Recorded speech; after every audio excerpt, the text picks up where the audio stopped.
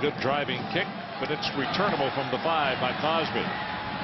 Quan Cosby, and he's going to be knocked down at the 29. Let's check in on the talking about as there's a penalty on the kick return. The play was over. Personal foul, number 33. Half the distance to the goal, 1st and 10. That's senior Scott Deary. You don't expect that out of a senior, but you know, you expect for Mike Leach's team, one of the youngest teams in the country, a lot to play for. You know, they're not going to the BCS like Texas may be trying to position itself, but they are trying to position themselves for a good bowl game. And these 2 tough games at the end of the season, Texas and Oklahoma, I can see why they might be a little uptight. That is a very unhappy Mack Brown, and you can understand why. That penalty against Derry pushes them all the way back to a half the distance position of the 14-yard line.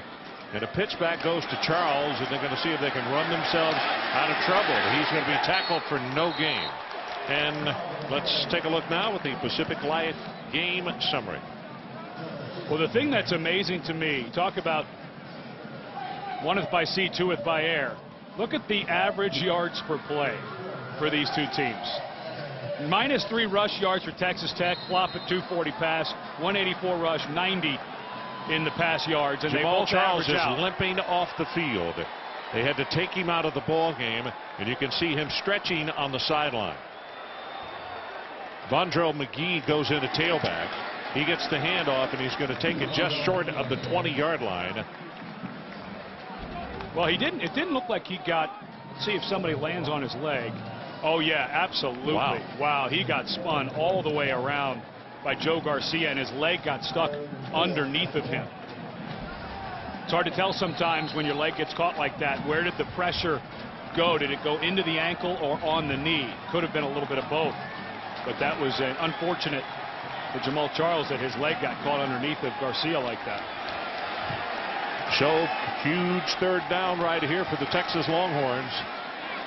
Colt McCoy, there's the tight end Finley, and Finley will pick up the 1st down. And I'll tell you, he's the next weapon as far as a pecking order that can really be injurious to the Red Raiders' health. So you might see a lot of him here in the 2nd half. And this is the time when Colt McCoy, we talked earlier in the game about how he came out. He's come out a bunch this year, too amped up, and the coaches were concerned. He's from West Texas, playing Texas Tech. Well, now more in the rhythm, and with Jamal Charles still limping around on the sideline, they need their quarterback to be in rhythm. Obadiah going for very short yardage to the 30-yard line. Paul Williams, the middle linebacker, there to make the tackle. And now Vondrell McGee comes in. That's not good news for Texas if they can't get Jamal Charles in there. That hit by Garcia may have taken more of a toll on that leg. Yeah, because one of the things, when number 25 runs on the field, there is a thing of intimidation that is just there automatically, because the kid, like we saw him go 86 against Nebraska, he can do that at the drop of a hat. Swing pass almost intercepted, knocked down by Rattler. Now, if you're Texas Tech, how do you adjust? And I would think that we may start to see Ruffin McNeil, the defensive coordinator, call some more blitzes. Absolutely. Get up around the line of scrimmage because you're home run hitter. That's what happened to Nebraska. Nebraska blitzed and blitzed and blitzed, and they finally creased it, and there's nobody home. But now, without the home run hitter, Jamal Charles, in there, I would suspect that Ruffin McNeil may start to blitz Texas a little more. Well, Texas has made the last 3 third-down conversions. Obadiah is in the ball game at tailback. And they send him out in a pattern, and McCoy's going to run. And he's got a lot of open field in front of him, and he will take it for the 1st down. As we mentioned off the top of the telecast, in case you didn't hear it, this game is huge as far as Colt is concerned, because he's got a lot of friends and a lot of family who are Red Raiders. He got a lot of friends who are Red Raiders. But the point of the matter is, this game is big to him personally. And part of his game, I think, that's overlooked is his ability to run. He's the 2nd leading rusher on this team. He's gone 4 games in a row over 55 yards rushing, and last week against Oklahoma State had his first 100-yard rushing game for 106. So he can pull it down and go, and they may put some of that in here with Jamal Charles out. Vondrell McGee straight ahead, and he's going to have about 7 yards in the play. Darcel McBath making the tackle. I think McBath, unofficially, we have him for 9 carries, as you see Charles being checked over on the bench. Can't tell if you're talking about retaping or what, but he obviously is still in some pain. This running play going to be close to the first down. Don't know if he has it. You can see the yellow line. And Vondrell McGee, a freshman, got a lot of playing time in that middle part of the season. We showed that graphic earlier in the game where Jamal Charles didn't have a lot of rushing yards in that middle part of the season, and that was because Vondrell McGee was put in because of ball security and really earned his way onto the field. And it was a little bit of a challenge by Mack Brown and his staff for Jamal Charles to start working on his ball security. So it's third down at just inches, and they go straight ahead. They'll pick it up with Colt McCoy keeping the football. You know, it's also worth resetting that Tony Hill's the left tackle, out of the game, has a leg injury. We're not quite sure what that is, but now you've got Buck Burnett, a freshman, in at center. They had to move Chris Hall, who was in for Dallas Griffin, who was out for the season because of a knee injury last week. So they got younger and their depth went down. So not only is Jamal Charles out, but now, and your offensive line, running may become tougher. Pass right over the middle, got it complete. And there is Quan Cosby. What Ed is saying to you folks is virtually none of these people have taken all their sophomore courses yet. And half of them are only taking freshman courses. Well, and this is a young group. And I think that Greg Davis is calling a good game now. He's mixing it up more than he did in the first half because McCoy has settled in. Even though a sophomore, he's had a lot of starts. And it looks like he's seeing the whole field pretty well. McCoy will keep it. Boy, he gets knocked down very hard. That's a good tackle by Richard Jones, number 99, a sophomore out of Lamarck, Texas. Big number 99 tips the scales at 6'1", 277. What an excellent job by Quan Cosby there. You saw him flash in on Marlon Williams. Helped. Chris Parker came in, but it was the big fella who finished him off. You see Cosby going wide to the right. He'll be at the top of your screen. McGee trying to dance around, and defensively Tech crowding the line just a little bit more. And again, you have to go back to the point as Duncan makes the tackle for the Red Raiders, to the point of that thing of intimidation and the fact when you've got Charles in there, it's a different situation. Charles being checked over, it looked as though they're retaping him. And that face says that long look of, I may not be going back in this ball game.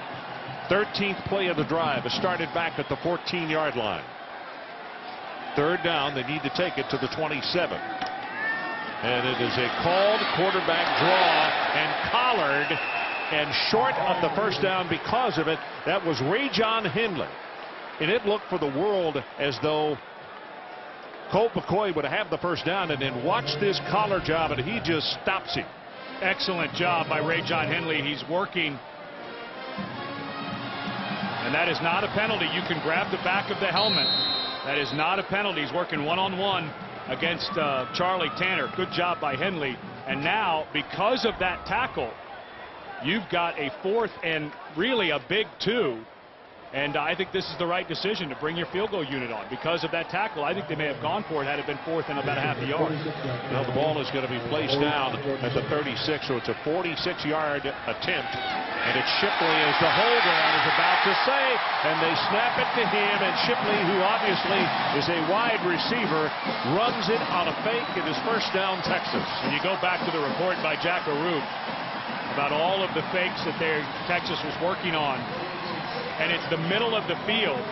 Remember, in college football, you cannot line up and hit the snapper. And so the middle of the field was open, and that's right where they ran it. Excellent design play.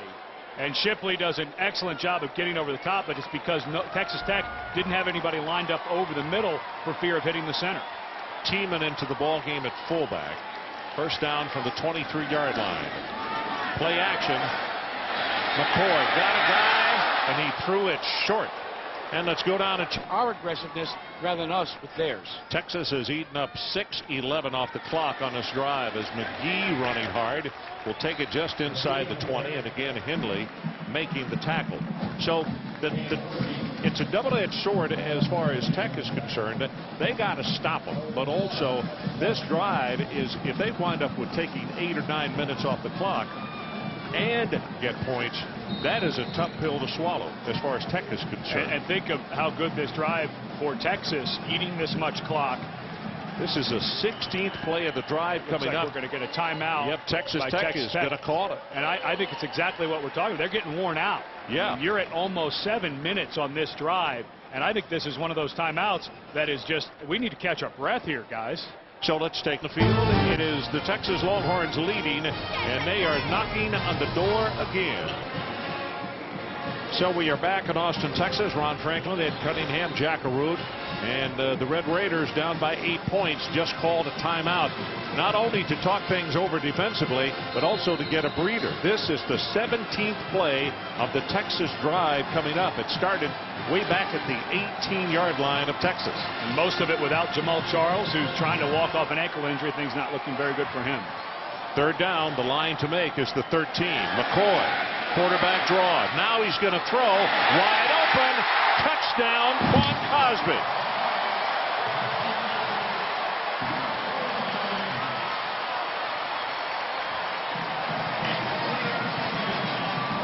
On the play, it can be a design quarterback run, or if you see what just happened, you pull up and the defensive back has bitten, and he took it hook, line, and sinker. Chris Parker fell. Yep, he had good coverage on Quan Cosby, and he peeked into the backfield, and he got tangled up and fell down.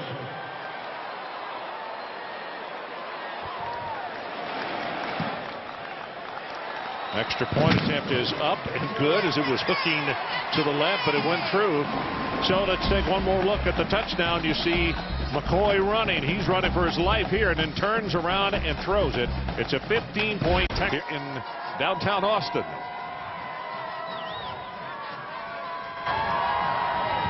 Well, the wind, I think, really is going to become a huge factor as this game. Normally the wind calms, according to the coaches, late in the afternoon. It's doing just the opposite today. And now for Texas Tech, facing 8 minutes left in the third, they're going to have the wind in their face down 15.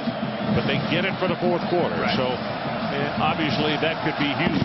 Here's the kick, and it's a line drive, and it's going to go between the 2 wide or the 2 deep receivers.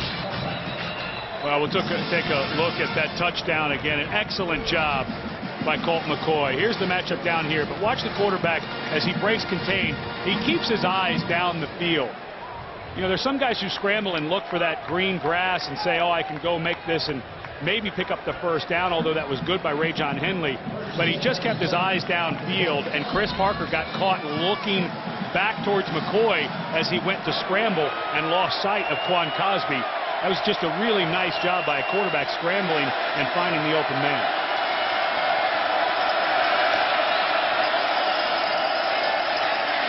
Pass deep over the middle is caught and then dropped. Amendola. And let's go to our studio. How about the Illini? They're a good young football team. Beat them now because the next couple of years may be very difficult. Flags all over the place. And it's a shame for Texas Tech because they had dialed up the right play. But prior to the snap, ball start. Offense, number 67. Second down. And let's check. Very tender on that left side. Okay, Jack, we'll keep an eye and see. You'll hear an ovation if 25 does go back out on the field. Second down and 15. Pass near sideline is caught at the 35 by Crabtree. Good body control on his part, and Ryan Palmer just got turned around. It's good for 23 yards and a first down. Well, we're talking about the wind maybe being a factor, and there was a penalty. It looked like a face mask penalty was called back at the line of scrimmage. But that's a nice low throw. They're not going to listen. Mike Leach is used to that wind up in West Texas. They have it almost every day. He said anything below 25 miles per hour does not really bother us. Get up to 40, but he's calling plays that the ball's staying low. He's not letting it get up in the air too much. Penalty, 15 yards, face mask against the Longhorns. And the new line of scrimmage is across midfield at the 47 of Texas. Quick pass out into the flat, and Eric Morris can't hold on to it. He drops it. Boy, penalties in the ball game now. What is it against the Longhorns? That's 6 for 74 yards. And you didn't want to add to what was already a big play for Crabtree. Yeah, the Tech offense doesn't need any aiding, do they? And Texas Tech, you're in that part of the game where you feel like you got to get a response. Even without Jamal Charles, Texas has shown they're going to go down the field rather easily against the defense. Britton turns the corner, and he's going to have another Tech first down. That's good for 11 yards. Edward Britton, a guy who not a lot of people knew about. L.A. Reid played that position and got injured, and Britton came in and played really well and has earned the spot to be out there. And that's such a good way to run that sweep, and you just already have so much speed going towards the edge of the defense. Harold with an audible. Crawford, the running back, resets from the right over to the left, and they hand it off to Crawford, and he'll break a tackle and pick up the first down. Well, we were talking about Thursday night football for Texas Tech, which is every Thursday night. The red shirts and the guys who are third and fourth string get to play live scrimmages. And it's so that the coaches can coach these guys up, get to know them. And Crawford, who is a true freshman out of Memphis, Tennessee, because of his performance in that Thursday night football, earned his way into the starting running back spot. Without that, without those live scrimmages, the coaches would have never been able to see what this guy could do. He revealed to them what his abilities were. Well, they got him spread out all over the field this time on first down. Pressure coming up the middle, picked up nicely by Tech, and the ball is incomplete. Crabtree arguing that he caught it, and the official right there says no. Well, Crabtree lucky he wasn't called for offensive pass interference. He had that left arm extended into the chest of Ryan Palmer the entire time. Did a good job of falling away, and because his left arm was out, he had to try to go for the one-hand catch, and that's the right call. Looked like the ball, watch the point of the ball hit the turf. One of the things about Crabtree that you don't understand if you have never seen the young man play. He's 6'3" and weighs 210 at least. Oh, he's a big, powerful guy. And played mostly quarterback in high school, and I think that Mike Leach may want this reviewed. And the second look that we showed looked like Crabtree may have gotten his elbow underneath the ball. Here's the look that made me think that possibly, you know, the other side, it looked like the ball hit the ground. Yeah, it hit the ground. Yeah, it looked like it. The play is being challenged. Yeah. I don't. To see if it was a catch. I think this is a pretty good challenge by Mike Leach, but difficult, so I don't mind this challenge. After video review, no catch. The call is confirmed. It'll be second down. Texas Tech is charged a team timeout. And the most important thing in this play is what Randy Crystal just said, the fact that they are charged with a timeout. One of the things you have to like about his officiating is the fact that he went over before the challenge started and talked with head coach Mike Leach if he had any questions. He did the same thing with Mack Brown back in the first half. But you get a feeling of how important Mike Leach feels this drive is. Yeah. He knows if he doesn't answer, they may not be able to stop Texas on the next they'll be out drive. of sequence as far as coming back and answering. Texas with a 15-point lead. They show blitz in the middle, and here they come. Nice job of picking up the blitz, and the pass complete to Britton. And I'll tell you, they throw the ball so well. 17 yards on the completion. It doesn't matter blitz. It doesn't. I mean, they don't get rattled because they do it so much. That's the reason they do it so well. Part of their philosophy is ball distribution. They actually look at the different receiver positions all throughout the game and say who has catches, who doesn't. You have right now Britton with 6, Amendola with 6, Morris with 6, Crabtree with 4. They're really distributing. Well, middle screen. This is Crabtree, and trying to cut back. There were 3 Texas Longhorns standing in his way. Aaron Lewis will get credit for the tackle. That's good coaching on the Texas side because they had that one totally smelled out. But Crabtree, you mentioned his size. He's so good in space. At 6'3" and over 200 pounds, you wouldn't think. You'd think he's just a big guy who go up and make the play, but he was a great basketball player. Coach Franchella told us earlier that he may have played at Tech. He just has a good feel for the guys that he's trying to avoid. 9th play of the drive by the Red Raiders. 2nd down and 10. They need to take it to the 9. Here comes pressure. Throws it to the end zone, and he caught it. Britton with the touchdown. Britton helping his quarterback continue to run and ad-lib, and it's good for an 18-yard touchdown. Well, we talked about Britton getting a chance. And I wouldn't be surprised if this thing gets reviewed as well. But Britton came from all the way across the field. And let's see if he makes this catch. Oh, no, he doesn't. No, he sure doesn't. He's coming back. It's under review. Very difficult. The back judge was all the way over by the field goal. Yeah. And really, this is why I'm a big fan of instant replay. Those officials, the way teams spread the ball now. Oh, hey. And there's so much yardage to cover. You know, back 25, 30 years ago when it was I formation and wishbone, you played football in a phone booth. Anybody could officiate it. But now, with the field being spread as much as it is, I really think that we have to have instant replay. Watch Dion Beasley. Watch number 7. He starts giving. He knows it's not complete. And then when they signal touchdown, I'm sure his heart went right up in his throat. But the back judge is all the way. He's in the middle of the field. He was in the right position. Yeah. He just couldn't see it. You know, you also, even though it's not going to count, you got to give Britton a lot of credit for coming back to help out his quarterback. It was a long way he came. He was a top video receiver. Review, incomplete pass. 3rd down and 10 from the 19. Well, and the key now is now you're at 3rd down. Got to regroup. Mike Leach is upset, but remember, he is, although Dana Holgerson, the offensive coordinator, is upstairs talking to him, Mike Leach calls the plays. So they have to regroup and realize that they're sitting here at 3rd and 10. And you are in absolutely 2 down here. You're not taking field goal at all. So you could try something like a wide receiver screen here. So let's see. 3 receivers to the right at the bottom of your screen. 1 at the top.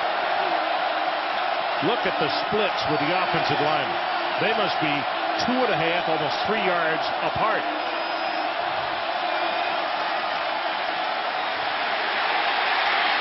Pressure, and the pass is caught, and the tackle made. That's Eric Morris, who came back and made the reception. Boy, huge pressure by Sergio Kendall. And for Texas, the tough part is, okay, you defended it very well, but Harrell made a play. Now you're a little tired, and now you're going to get yourself a 4th down. You've got to be able to regroup. If I'm Texas, I may think about a timeout here.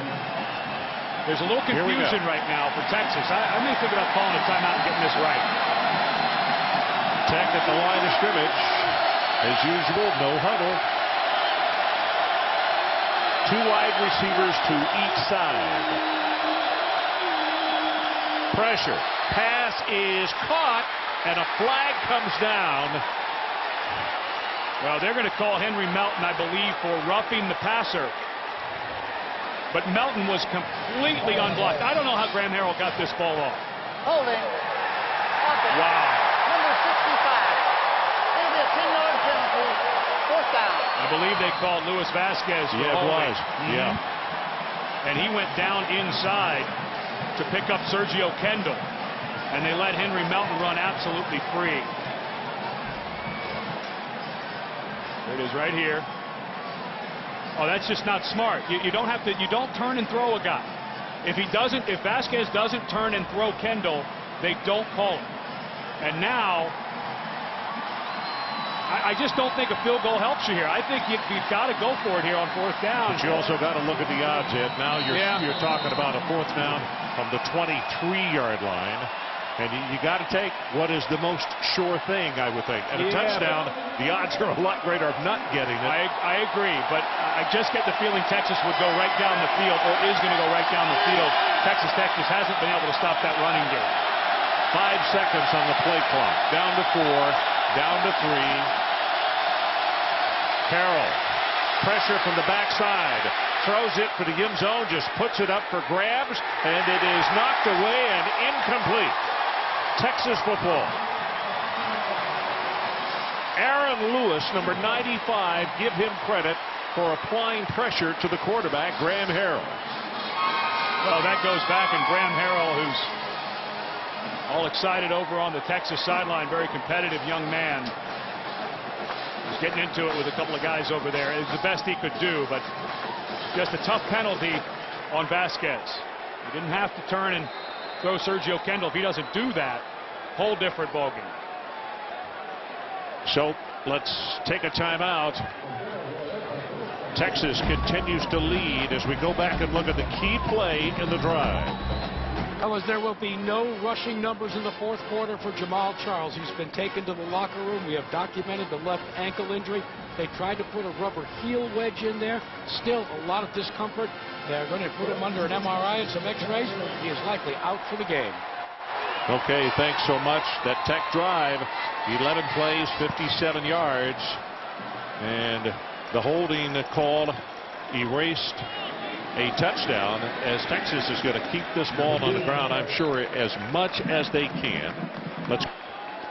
So our situation, a second down, they need about 8. How about Gantz?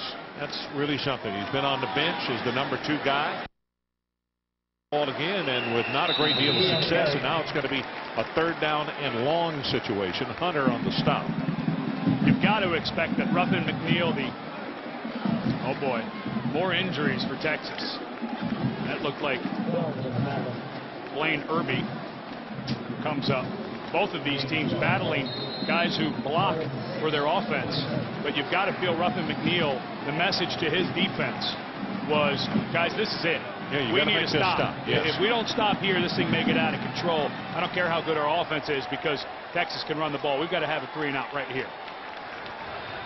Third down, the line to make is the 33. McCoy, safety valve. Ogbonnaya, and he will take it out and pick up the first down, plus about 15 more yards. It's a gain of 18, tackled by Jamar Wall.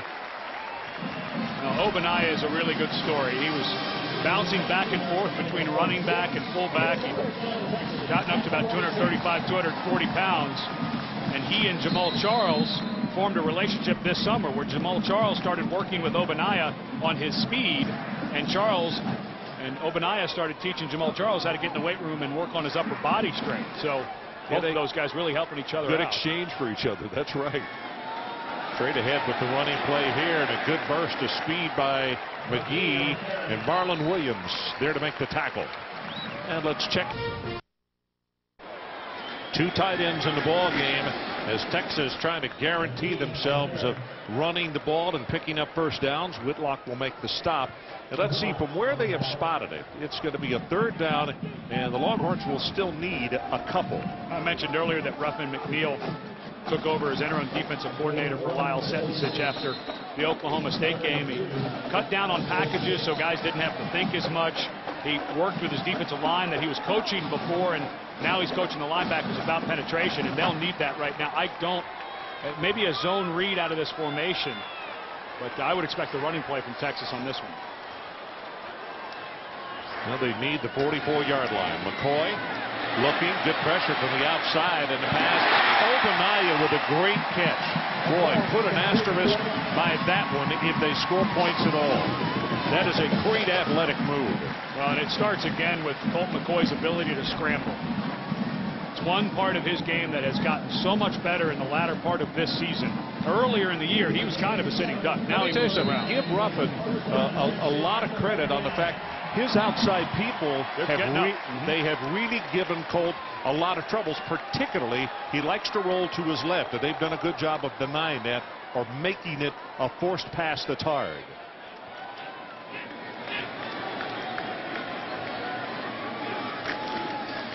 Quick pass.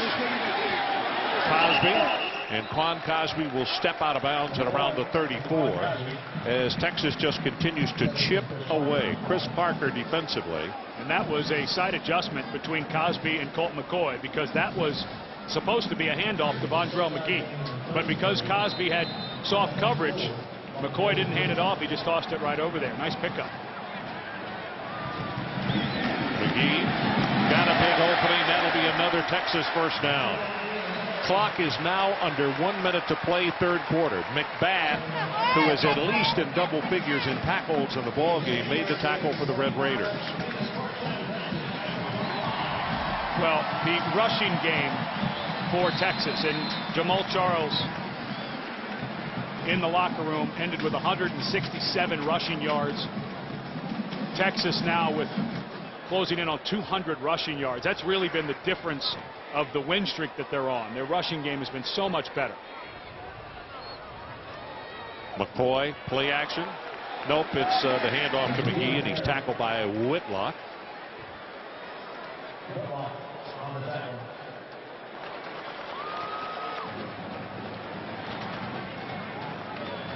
And it looks like Texas will be happy to put 4 fingers in the air. And unfortunately for Texas Tech, Texas's best quarter has been the 4th so far this year. One key ingredient of that wealth in the 4th quarter, though, I'm afraid, is in the locker room. And but you know, your point's well taken. The thing that Texas Tech will have to take as a positive note, and that is they got the wind to their back. Our presentation of college football will continue after this message and a word from our ABC stations. You're watching ESPN on ABC. Well, John, that doesn't do a lot for our promotions and marketing, does it, going into that last weekend? It does a lot for people in this part of the country, though, thinking Oklahoma, Kansas, or Missouri may have a chance for the big one. I'm telling you. McCoy right over the middle. This is Finley, the tight end, and Jermichael is going to fight his way to in the vicinity of the 15. And Finley comes up. Gimpy, something on his calf, maybe a cramp, but he just immediately, at the end of that tackle, grabbed at his left knee or left calf.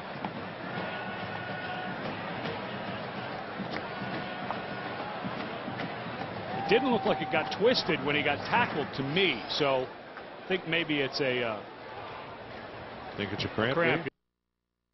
Roughing McNeil about Finley and how you defend him. He's like, you know, it's hard because you put a linebacker on him, he may run by him. If you put a defensive back, he's bigger.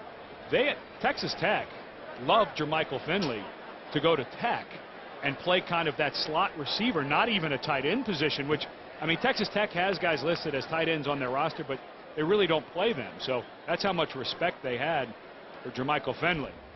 Well, that knee or something is very, very tender. They just touched it, and yeah,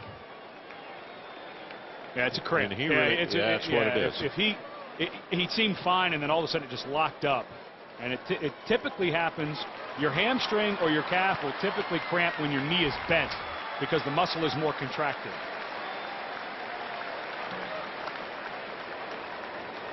Finley 4 catches for 41 yards. And when he gets going, and they don't have to leave him in for protection, he can absolutely dominate a game. He had 6 receptions last week, a huge catch on that final drive. He had 149 yards receiving against Oklahoma. This is a special talent, just a sophomore, too. Well, it looks as though, I'm sure that it will go to Matt in New York, but Ohio State is going to lose to Illinois. How about the guys from Champaign and that head coach? It is now final. And we'll get a report on it in just a moment. Running play, not going to go for very much. In fact, that's not going to be enough for the first down. Hunter on the tackle. And I think you kick this one. You're up 2 touchdowns and a 2-point conversion. I think you try to make this a... They're going to go for it. Yeah, they are. Buck Burnett checks into the lineup. I mean, they've had so much success running. I can see why they're going for it, but... Well, wait a minute.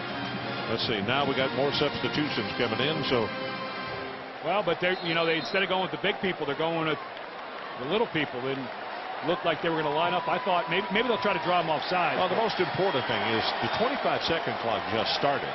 And in this game of attrition, in a game that's going on for a long time. I think that 25-second clock and how much you run off is extremely important. And they waited till it was at 2 seconds to call the timeout. So we'll take a timeout, and Texas continues to lead. And right now they're on. We were talking in the break what Texas should do, and they've just been able to run the ball so well. I can see on 4th and what looks like maybe a little less than a yard why they go for it. I'm kind of wavering. At 18, if you get stuffed, 18 points is a whole lot better than 15 right now with 13:38 left in the 4th. Well, they're 2 of 2 on 4th down conversions, and this right here is not only going to be a first down, it's going to be a first down and goal. 11 yards on the play. Tiemann with a really good block. Luke, a junior out of Pflugerville, and like I said, he's playing close to home, and he wanted to make sure he made an impression. Although he didn't get much of a thank you from Vondrell McGee. McGee just ran right over Tiemann. Watch. Tiemann goes up to get the block. He's been battling. Really nice job, but just gets run right up the backside by McGee. And that's why McGee has become their short yardage and goal line runner. He is so tough when he gets near the line of scrimmage.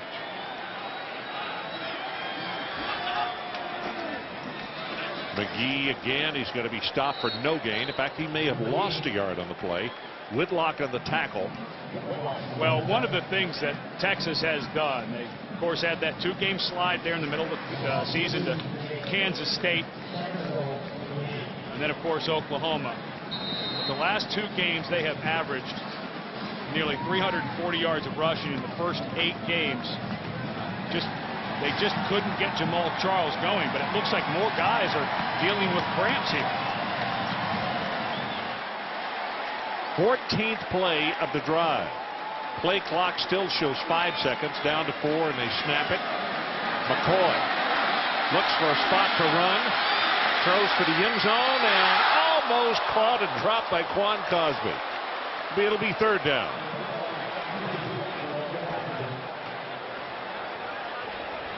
Again, the defensive ends have done a nice job against Colt McCoy. And Colt McCoy done a nice job against that contain. I mean, it's really been fun to watch both of these teams, and just Cosby just couldn't quite get his second hand there. The ball was not tipped, and another perfect over-the-top throw. McCoy has really developed nice touch when he has to throw it over people, but Cosby just couldn't quite get his second hand on the ball. So it's 3rd down and goal. McCoy drills it incomplete, trying to go right over the middle to Nate Jones. And McCoy wanted a pass interference, but the coverage could not have been better on Nate Jones. That ball was just not there. They ran a double slant to that side, and it was perfectly defended. And now you're back to where you would have been if you'd have kicked it on 4th, but not a bad thing for Texas. No, in fact, you used up another minute and a half almost. Yeah. So. And against a team like Texas Tech, using a minute and a half is a big deal. Yeah, no question. Ryan Bailey to attempt a 25-yard field goal. Shipley to Holder. And this time they will kick it. No fake here. And the kick right down the middle, and smoky sounds across the way. And the Longhorns extend their lead as you look at Bailey, who gets the field goal. And Texas now leading. Their bed check. We had a midnight bed check last night. I was roaming around checking Marty and Durko, and I think they missed it. They weren't there at midnight. They know the fine, don't they? Well, here's a pooch kick. Flag comes down, and a fair catch was called, and now another flag comes down. Well, they're going to get offsides for Texas, and I believe interfering with a fair catch, which is a really smart play by Yenser to call. You can call a fair catch on kickoffs. Oh, yeah. Always.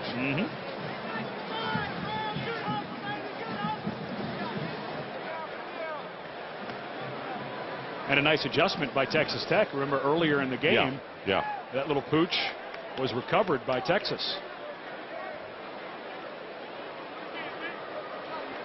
Offside, number 1. That penalty is declined.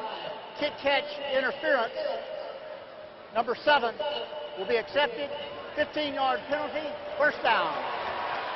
Remember the last time Texas Tech was down 18, and you said that's not a very big amount. Yeah. And with 12-13 to go in the 4th, this guy will not panic, Mike Leach.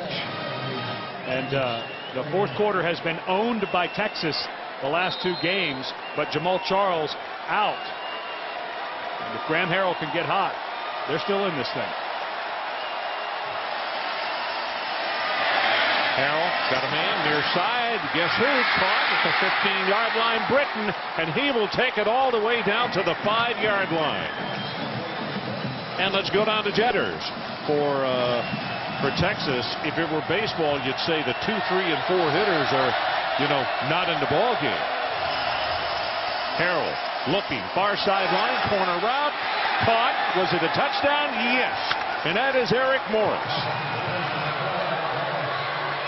So difficult to cover that much ground because Morris was so close to the line of scrimmage towards where the ball was snapped, and he ran an out cut, and Beasley just got beat. Beasley, a guy who gave Texas Tech a little bit of fodder for their billboards coming into the game, said that we're not going to get beat by these guys. We're going to beat them up.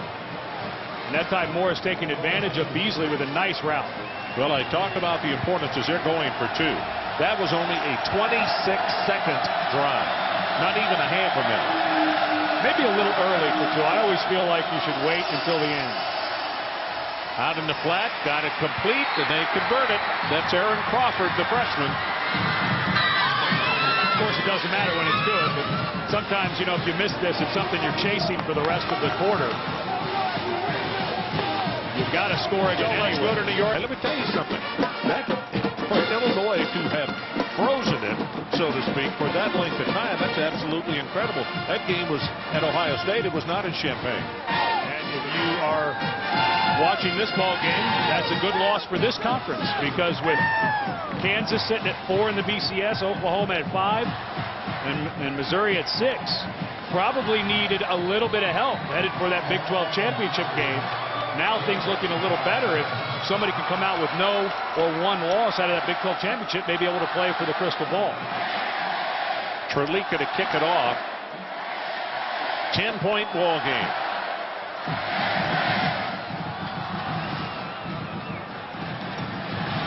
Gathered in by Cosby at the 8-yard line.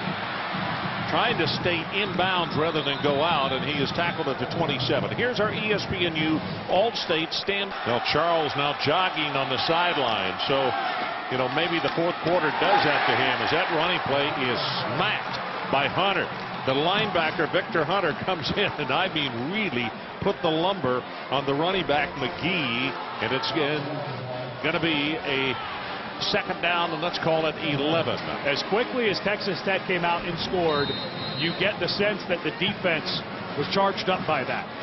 That was very crisp at the line of scrimmage. It was good penetration, something that Ruffin McNeil's been trying to get all day. And you feel like maybe the momentum with Jamaal Charles on the sidelines starting to shift a little bit towards Finley back in the ball game, and Charles running the sideline, so maybe some of the walking wounded will get back. McCoy, quarterback draw, 30 out to the 34-yard line. And it was Duncan who took his feet out from under him. So it'll be 3rd down Texas, line to make the 36. Clock about to go under 10 minutes left to play. And this is where you've got to think. Greg Davis is thinking with Jermichael Finley back in the game, he may be the guy to look to. Finley has been almost uncoverable here in the 2nd half. Shipley is the man wide left as you look at Finley. Charles wanted to go in the ball game. They have not given him the green light just yet. Quick pass, and that's Cosby. Cosby not only will have the 1st down, but he'll take it out to the 42-yard line. And as I watched Jamaal Charles come running out, he had a look and sense of purpose on his face, guys. Well, he is back on the field and in at tailback. And they hand him the ball, and he's going to be tackled at the line of scrimmage by Victor Hunter. Well, healthy or not, when you get that much penetration, tough to get going. There's a nice play by side to side. Where he kills you is straight ahead. Yep. And Victor Hunter, at 5'11", 256 pounds, has one of the best nicknames in college football. They call him the Angry Ball of Hate. And Mike Leach, who has a broken arm, after falling off his bicycle a few weeks ago. Almost got his arm ripped off one time after Hunter caused the fumble. And that's where that nickname came from. There's a sleeve on that right arm. McCoy dumps the ball off, has it complete. 50-45 down the sideline. It's Nate Jones. And again, McCoy taking 2 steps toward the line of scrimmage, but did not go across. And your defenders have to commit. And you have to really root for a guy like Nate Jones. Today is senior day at Texas. A guy who battled a bunch of injuries through the beginning of his career. And watch this catch by Nate Jones. You mentioned McCoy again moving around and finding Jones, but excellent catch behind him, put it on his hip and caught it. But he had 29 career catches coming into today, and now he's the leading receiver, up around 60 catches as a senior. Nate Jones has really played himself into a good senior year. McCoy possibly with an audible here. First down, fade route, got a man there, and it's just a little too far. Cosby is the guy they were looking for. And boy, they had single coverage against Chris Parker. And that was an adjustment between Colt McCoy and Cosby on that side because they saw that man-to-man coverage. And just let him a little. You want just a little more air on that ball and allow Cosby. If anything, you want to underthrow those. Because it gives your receiver a chance to come back. What has happened is the wind has lessened. And maybe he was playing that there would have been a little more wind. No doubt. I think you're right. Kind of like a golf shot that maybe you overcompensate for. Second down, draw play. Charles going to be tackled at the 35-yard line. That's Whitlock. Well, he doesn't quite look 100%, but he does look like he's pushing okay. I mean, he's definitely, you can see his gait is not normal. It's not what you'd expect from Charles. It's the left ankle that's injured. But he still has those quicks. And if anything, it's that fear that you were talking about earlier. And, of course, on 3rd and long, you're to take him out because you're looking at some type of passing situation. Well, the wind, you can tell by that flag right there, it is not as strong as it had been. Jack was talking about it was gusting early in the second half. McCoy looking, gets a pass away and has it complete. And McCoy went down after he got it off. Ruffin, the defensive coordinator, is saying he was across the line of scrimmage. It sure looked like it to me that he was. Now, if a flag is not thrown, the blue line, no, was not. Boy, it looked really close, but it was not. Not good non-call. But a flag had to have been thrown if they were to review it, and a good no flag. I mean, it was right on it, but you could tell by the blue line that McCoy was not over the line of scrimmage. But so Bondrell McGee in the ball game at tailback. It is a first down, Texas. Clock is now at 7 minutes 54 seconds and counting. Tech shows blitz off the corner, and here they come. And a running play to the left side, nothing. In fact, it's going to lose about 2.5 yards. Duncan and Whitlock combining in the stop. We always talk about the red zone starting at the 20-yard line. I usually think that red zone starts at like the 25 to 30. And the reason it's called that, the reason it's always been called that, is because that is where, as an offense, you can start expecting the defense to start blitzing. Because now Ruffin McNeil is in that position where they're already in field goal range. I've got to try to maybe back them up and get them out of field goal range. So that's where the term red zone comes from, because you're expecting a blitz. 10th play of the drive coming up. And we'll get Big E to check for us how many multiple play drives Texas has had in this ball game. McCoy, quarterback keeper, spins off the tackler and is still spinning, and he will score.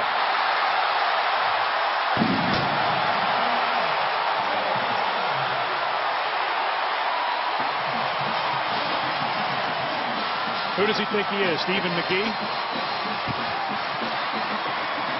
Who does he think he is? Jamal Charles? Yeah.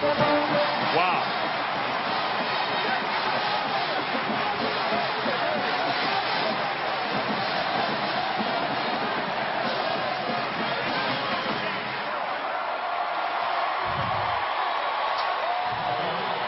Well, the Tech defenders after the play I talked about the number of double-figure play drives that Texas has had, and you have to give credit. Those kids are tired. That is the 4th one of the ball game where it's been 10 plays or more. And one of those drives, I think the longest one is like 18 plays. We'll double-check it during the timeout. Texas now on top, 45-28.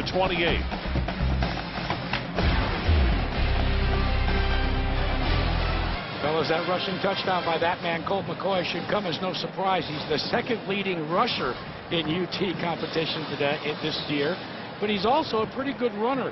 In high school, well, how about over 1,500 yards rushing with the ball? And one of the reasons why, he's a converted track star as well. He was a 3-time state finalist in the high hurdles. Had to get over some bodies there, didn't he, in that one? You sure he didn't take ballet dancing? Did you see the spin moves there? 2 of them. Hey, Jack, on that run. I'll tell you what, but I also will say this, I'll mention again. Tech defenders, listen to this on drives they've had to defend. 13 plays, 75 yards, 17 plays, 86 yards, 15 plays, 69, and 10 plays, 74. And 3 of 4 of those are touchdowns, 1 a field goal. Texas not only ate clock, they finished them. They got the points that they had to have against Tech. Well, when you look at the finals on this one, don't look past the figure that we just gave you, because I don't care how up to the task you are, when you have to go that long on that many series, it just saps you. That's all there is to it. Well, and Ruffin McNeil, he puts it this way. He says, I ask for things in a stern voice, and he will not stop coaching these guys. Remember, we are dealing with Texas Tech, one of the youngest teams in the country. They're just barely older than Temple when you look at freshmen and sophomores on their roster. And they'll continue to coach these young men up. Amendola makes that reception. You know what? The interesting thing about this football game today, with the injuries on the Texas side offensively, the youth there and the youth on the Texas Tech side, a lot of these kids are going to see each other 3 more times, and a whole bunch of them are going to come back to Austin to play their senior year. Well, and for Texas Tech, 1 senior, Danny Amendola on offense. So this could be a pretty good offense for a couple of years to come. Harrell gets away the safety valve, and there's Crabtree. And Crabtree will be tackled just inside the 45-yard line. Time permitting, stay tuned for the Dell post-game report. John, Craig, and Doug will have scores and highlights from around the country. And, of course, Texas Tech now, they're going to just hurry up. And, they don't huddle much anyway, so not a big deal. But you just don't expect this group. They don't think, in their mentality, they don't think this is too much to come back from. Remember that Insight Bowl? Yeah. They came back from down 38-7. They don't feel like any lead is insurmountable. Amendola again breaks a tackle, but he fell down from the hit. And I think they're going to spot it around the 35-yard line. You know, I should finish the statement as far as talking about the Tech defenders just being fatigued. You also got to give credit to Greg Davis and his offensive staff on putting together a series of plays that ate up so much time and with so many plays. Crabtree on the receiving end of this one. That'll be enough for the first down. Well, they came in with a really good plan. Texas did, I think, offensively. And they knew Colt McCoy was having some struggles. You mentioned at the beginning of the show that first throw on the first play last week against Oklahoma State. He throws an interception, return for a touchdown. They let him settle in.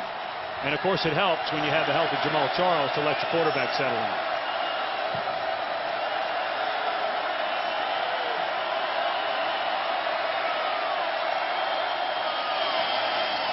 Well, there's Crabtree. Got a blocker in front. 20, 15, 10, 5. Touchdown, Crabtree. 26 yards. And with a converted extra point, we still got 5:21 to play.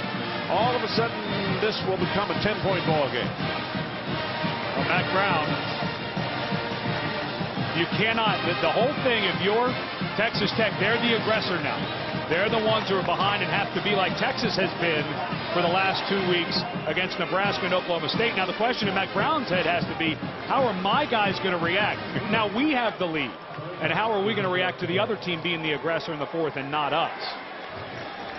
Well, Tech scored on a 26-second drive, and now this one is very short. The long side is that defense going to have to come right back out on the field.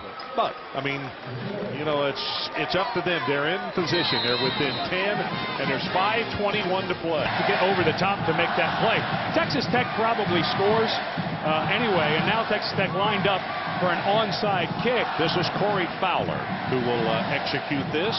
And I think this is everything to do with a tired defense for Texas Tech. I don't think they feel they can get a stop. Yep. And therefore, I like this decision because I happen to agree with Coach Leach on that. Well, 4 Texas drives have taken 55 plays. The ball is caught and taken down by Texas at the 39-yard line of Texas Tech. And let's check in with the wholesale changes as far as coaching. And I'll tell you, the coaching, as they have gone through the year, their team has gotten better and better. And it tells you one thing: hang on next year, you know. Jamal Charles turning his legs, and he'll go for 5. Tackled by Ray John Hindley. And you know, and now that if you're Texas, you're in burn the clock mode. With Jamal Charles already with a banged ankle, maybe get Vondrell McGee in there. You're going to need this guy. You get a bye week next week, so you can get him 100% healthy. 8 yards per carry is just insane. He's been that way for the last 3 weeks, but I wonder if Vondrell McGee shouldn't be in. You get the bye week, then you play Texas A&M, and looking at being an at-large in a BCS, boy, I'd want a healthy Jamal Charles for the stretch run. Yeah, there's no question about that. He remains in the ball game right now, and McCoy in an unusual spot, and that is under center. Ball is loose.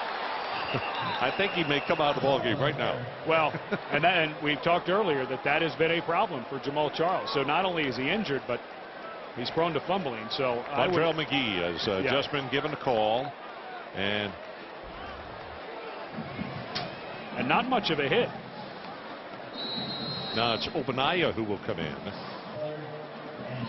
Well, that was an elbow coming down by Victor Hunter, but still, if you've got your arm tucked underneath of it, that wasn't enough to knock that ball out. And so Vondrell McGee now in the ball game. Third down. They need to take it to the 29-yard line, and Ogbonnaya caught a huge third down pass. This time they fake it to him. Pass in the flat is caught for the first down by Jones, and Nate still on his feet down the sideline. Did he stay inbounds? Touchdown, Texas, 34 yards.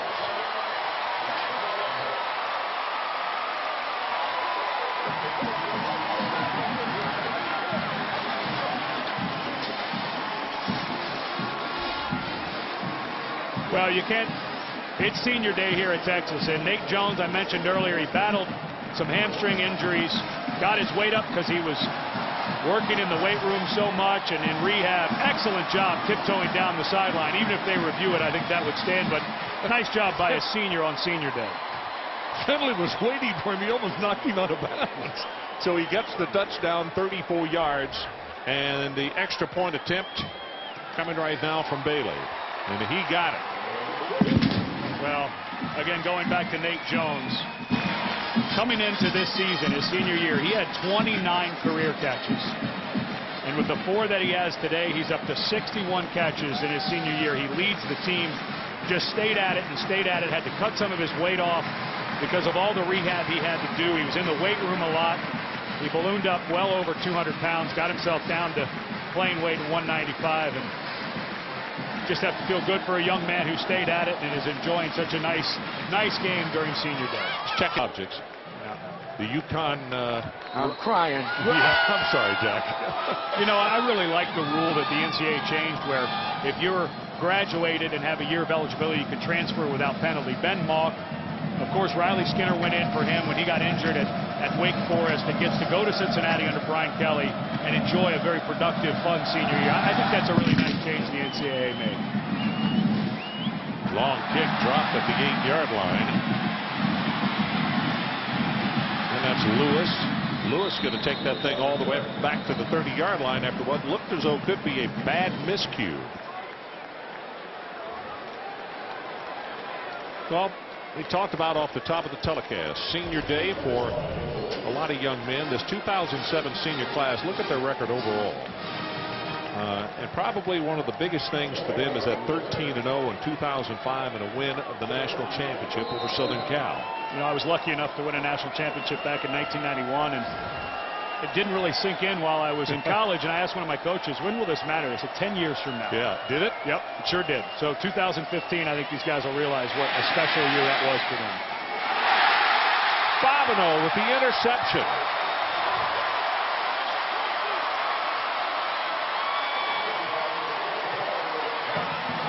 Bobineau's just a junior, so he's just showing off. There is a flag down at the 25-yard line.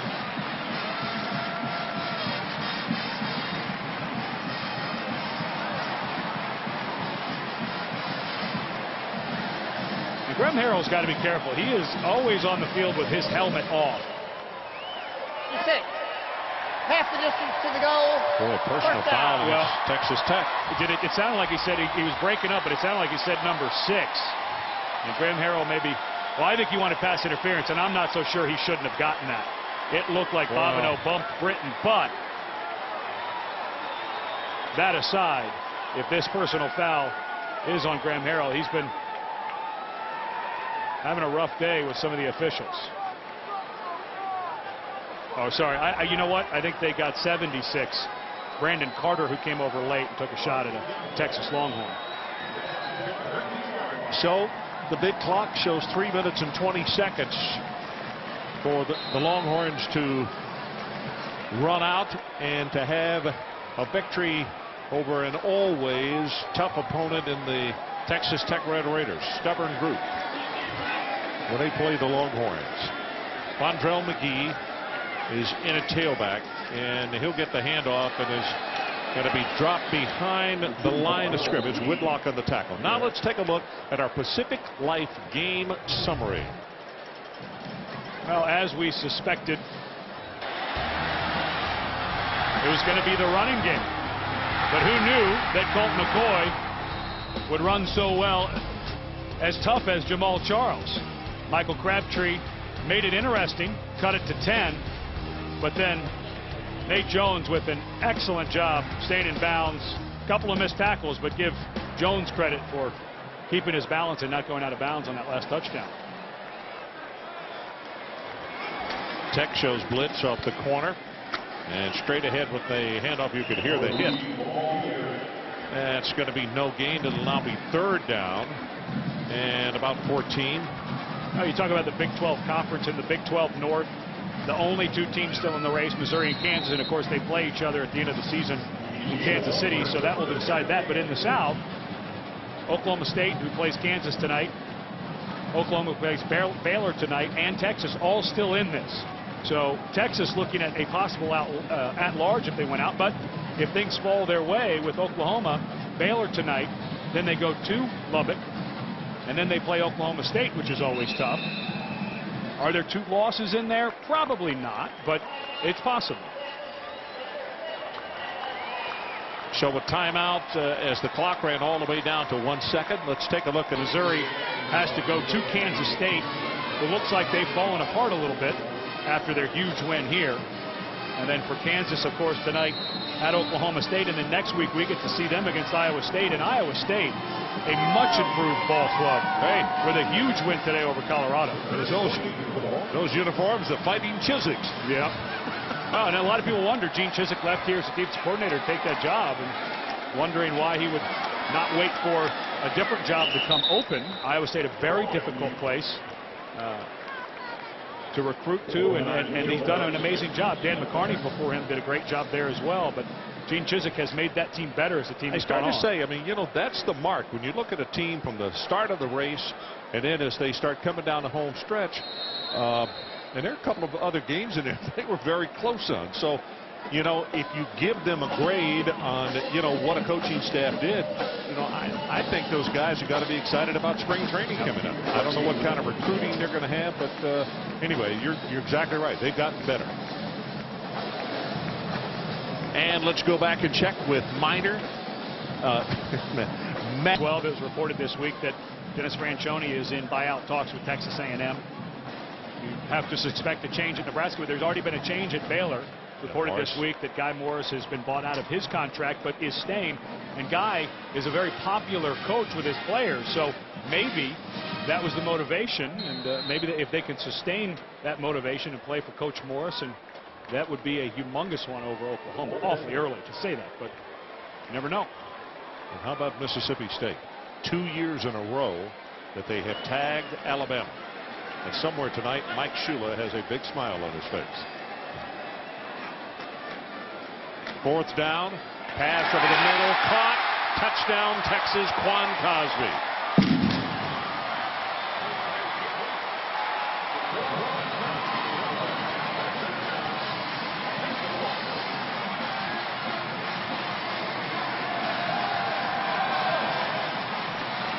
And if there's one guy in this building who doesn't think that that's piling it on, it's Mike Leach. This is a function. This is a function of what's on the other sideline. And you've got 4th down. If you try a field goal, gets blocked, returned, you've got a different ball game. I don't mind the aggressiveness there by Texas. I don't think that that's rubbing it in at all against Texas Tech because of what they can do. Extra point is good. Just a slant, and a great one at that. You know, when you watch a guy run a slant route, how far does he push it vertically? How long does he make the defensive back think that he may be going to the corner or maybe doing some other type of route other than a slant? And that time, LaRon Moore, the cornerback, could not get a read on Quan Cosby because Cosby just kept it right up the field to the last possible second. And the key was he planted on that outside foot, and he's right into his break. There was no gathering of his feet. 59 points, the most ever scored by Texas against a Texas Tech team. And you got to think that Matt Brown may just give tough love to this team for the rest of the year. Kind of like that formula was pretty close to correct. Don't you agree? Yeah, Jack Arut's report right at the top of the show about. And Mac Brown knew that he was difficult to be around this week. He said nobody would eat lunch with him. No, I'll tell you what he did, though. He walked over and started talking to Jack during Thursday's practice, and he said, Jack, the players and the coaches are really glad you're here because they don't want me around them. Well, I think, you know, sometimes you have to hit that reset button. And there was cracks in this team. And let's not forget how many guys left this program last year and are now in the NFL. There's 9 guys. So the talent level maybe not quite there. And they just need to be pushed a little bit. Tackle made at the 30. Today's Chevrolet players of the game are Graham Harrell for Texas Tech, 4 touchdown passes. Jamaal Charles, even though he was injured for over half of the ball game, 165 rushing yardage in the first half, and he really set the tempo for the Longhorns. In recognition of their efforts, Chevrolet will make a $1,000 contribution to each university's general scholarship fund. A very good game for Colt McCoy. It was very efficient. The thing that impressed me the most about Colt McCoy was how good he's gotten in scrambling. You can tell that he's really worked on that part of his game, and it's paying off. Harrell, pass back over the middle. There's Crabtree. Crabtree, hang on. And he can fly, and he's gone. He is gone. Yeah, now that 4th down touchdown makes sense, doesn't it? 69 yards in the play. And, you know, for some reason, Eric Jackson kind of thought that maybe somebody else was going to make that tackle. Guess what? That makes a head coach angry. Absolutely. And we saw it on the Crabtree touchdown before when Griffin kind of got over there a little lackadaisically. The secondary, who was coached by Dwayne Aquina, the co-defensive coordinator, they're going to have to keep their thumbs on these guys because they've let up a couple of times here in the 4th quarter.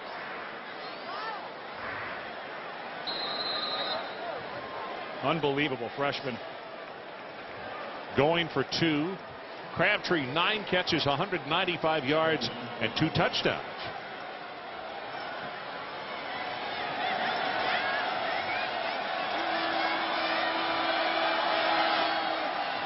Quick look in, and he's got it to Britton.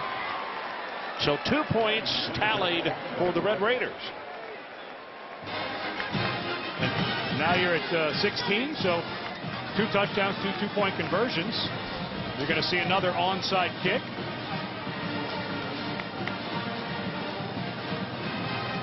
Texas defensively just has to finish this play.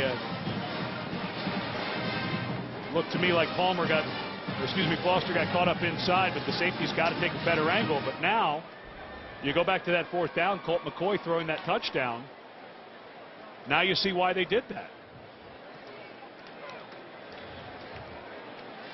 Well, Mark Mangino with the Kansas Jayhawks are one of 3 undefeated teams, actually 2 now in college football. They'll take on Oklahoma State. Some of you will see Boston College in Maryland, USC, or Cal. Check the local listings for the game in your area. Saturday Night Football presented by Southwest Airlines tonight, 8 Eastern, 7 Central, right here on ABC. Take a look at the remaining schedule for Kansas. They play tonight against Oklahoma State, which is going to be a very difficult game if Oklahoma State can recover from what happened last week against Texas, a much improving Iowa State. And then they will play Missouri, and that game is already guaranteed to have a implication on the Big 12 title game, because most likely the winner will come out of there and go to the championship game. So here comes the onside kick by Fowler. And it's going to be caught by Texas and downed just inside the 45. Jack Arute, let's check in with you. Yeah, let's go back to the top of the show. As you said, EC, what did Mack Brown challenge his team to do all week? Well, did we grade it? I think they protected better. I think they kicked better. Did they get any takeaways? They certainly were more aggressive. And from the looks of the score, guys, I think they had a lot of fun. Well, you know, I think you're right. But, Jack, the one thing that he is going to eat somebody up over, and that is that 69-yard touchdown just a moment ago, when a couple of players looked as though they were saying, well, somebody else is going to make this. Well, he needs something to be mad about this week. Well, and you go back to that offensive line. And listen, you have to give a lot of credit to Colt McCoy. He could not have been better when protection broke down. Yeah, you're right. He got away from it. He ran when he had to run. He ran parallel to the line of scrimmage and made a lot of good throws down the field. But, boy, are they awfully thin. They already lost Dallas Griffin, the 5th-year senior center. He's out. Then they lose Tony Hills, the senior left tackle. He's out. Chris Hall has to bump out there. So they did protect a little better, but I have to give a lot of credit to Colt McCoy. He is so good, and it's a part of his game, I think, that's overlooked sometimes under pressure.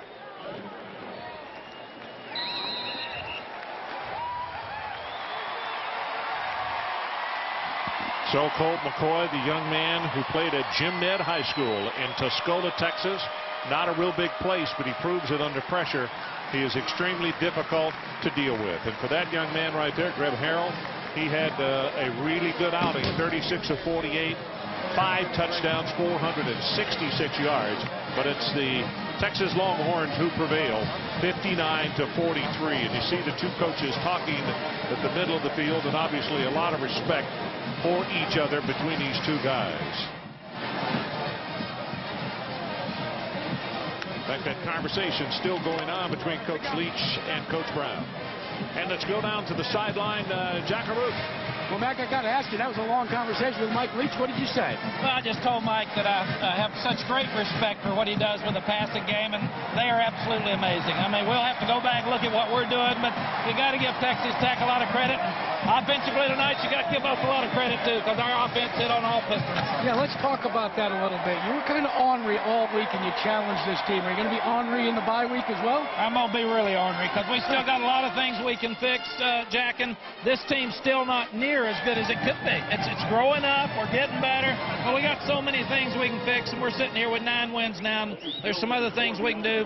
A&M will be a great game for us over at the over in College Station. This was a great night for our seniors to finish here in the stadium. Time to go enjoy with the eyes of Texas. Thanks, Thank you, Mac. Jack. Okay, Jack Arute. So what Texas Tech had to endure, series of 13 plays, 17, 15, and 10.